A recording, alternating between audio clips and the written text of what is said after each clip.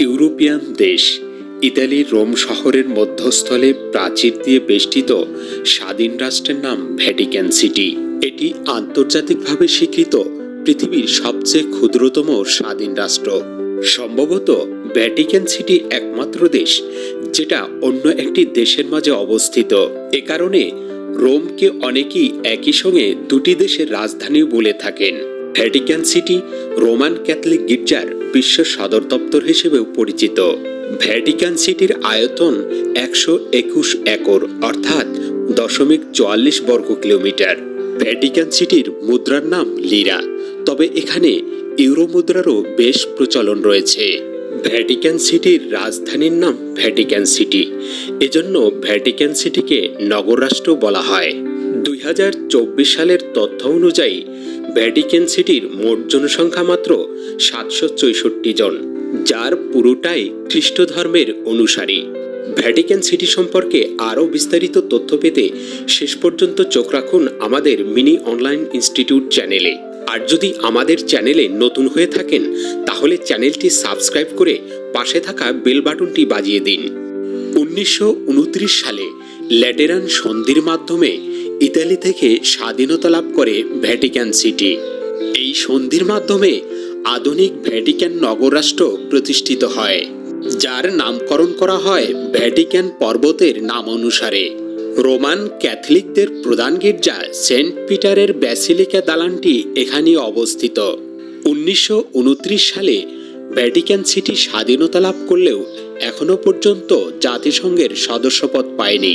Vatican সিটির pope বা পাদ্রি হলেন তাদের দেশের রাষ্ট্রপ্রধান। পোপের অধীনেই রাষ্ট্রের নির্বাহী কর্মকাণ্ড, আইন প্রণয়ন ও বিচার ব্যবস্থা পরিচালিত হয়। 1984 সালে জাতিসংঘ ঘোষিত বিশ্ব ঐতিহাসিক স্থান এবং খ্রিস্ট ধর্মের অন্যতম পবিত্র স্থান হিসেবে ভ্যাটিকান সিটিকে নির্বাচন করা হয়। ভ্যাটিকান সিটিতে রয়েছে একটি মহাকাশ পর্যবেক্ষণ কেন্দ্র এবং লাইব্রেরি ভ্যাটিকানা। ভ্যাটিকান সিটির নিজস্ব সংবিধান, ডাক ব্যবস্থা, সিলমোহর, পতাকা এবং অন্যান্য রাষ্ট্রীয় প্রতীকও বিদ্যমান রয়েছে। এমনকি ভ্যাটিকানের নিজস্ব সেনাবাহিনীও রয়েছে, যার নাম সুইস গার্ড। এর সদস্য সংখ্যা প্রায় 100 জন।